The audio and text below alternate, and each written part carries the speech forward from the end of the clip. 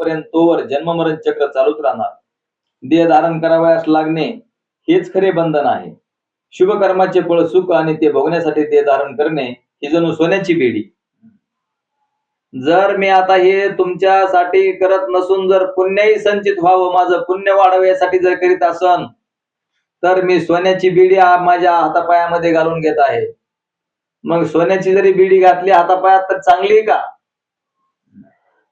म्हणजे police station मध्ये गेल्यावर हातामध्ये बेड्या घालतात बघा, त्या असतात लोखंडाच्या. मग लोखंडाची बिडी जरी असली काय आणि सोन्याची जरी बिडी असली तरी ती चांगली नाही.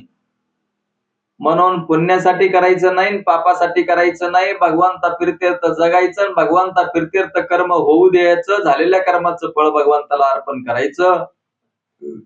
अशा पद्धतीने केलं तर आपल्याला मोक्ष होत असतो, अंतःकरण शुद्धी होते आणि देव आपल्या जवळच आहे आणि मोक्षही आपल्या जवळच आहे. मोक्ष म्हणजेच परमात्मा स्वरूपच आहे. त्याला मोक्ष म्हणण्याची जरुरी नाही, परंतु आपल्याला त्याला आपण मोक्ष असं म्हणतो. तर शुभ कर्माचे फळ सुख ते भोगण्यासाठी देह धारण करणे ही जणू सोन्याची बिडी आणि अशुभ कर्माचे फळ दुःख ते भोगण्यासाठी देह धारण करणे ही जणू लोखंडाची बिडी. परंतु दोन्ही प्रकारची कर्मे भोगण्यासाठी देह धारण करावाच लागतो. वाईट कर्म जरी केलं आणि चांगलं कर्म जरी केलं तरी दोन्हीही कर्माचं फळ देह धारण करावा लागतो. म्हणून वाईट कर्म करायचेच नाही आणि चांगले कर्म करायचे, ते भगवंता प्रीत्यर्थ करायचे. याला म्हणायचं भगवंताची निष्काम सेवा आणि पुन्हा जन्म मरण नाही. म्हणजे कर्म शुभ असो किंवा असो, जीवात्म्याला जन्म मरण रूपी बेड्यात अडकवून ठेवते. बिडी सोन्याची असो वा लोखंडाची, दोन्ही बंधनकारकच. बिडी कशी असो म्हणले तर जीवात्म्याला जन्ममरण रूपी बेड्यात अडकवून ठेवते. बेडी सोन्याची असो लोखंडाची, दोन्ही बंधनकारकच. सत्पात्री दानाचे फळ सुख, पण तेही उपभोगण्यासाठी देह धारण करावाच लागतो. सुपात्र दानातच भवेत धनाढ्यो, धन प्रभावे विन करोति पुण्यम. पुण्य प्रभावात असुर लोकवासी, पुनर्धनाढ्यो पुनर्देव भोगी. म्हणजे सत्पात्री दान केल्याने माणूस धनवान होतो.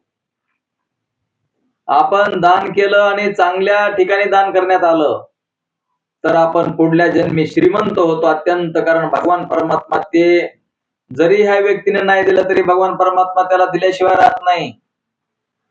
पण दान सत्पात्री असावं लागतं. ज्याचं जन्म मरण चुकत नाही तो अत्यंत श्रीमंत होतो.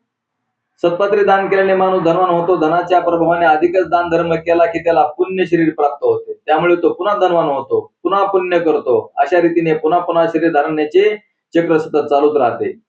आणि आपण दान देताना जर चुकलो, दान जर आपण चुकीच्या मनुष्याला दिलं किंवा चुकीच्या व्यक्तीला दिलं तर काय होतं म्हणले, कुपात्रातच भवेती दरिद्रो.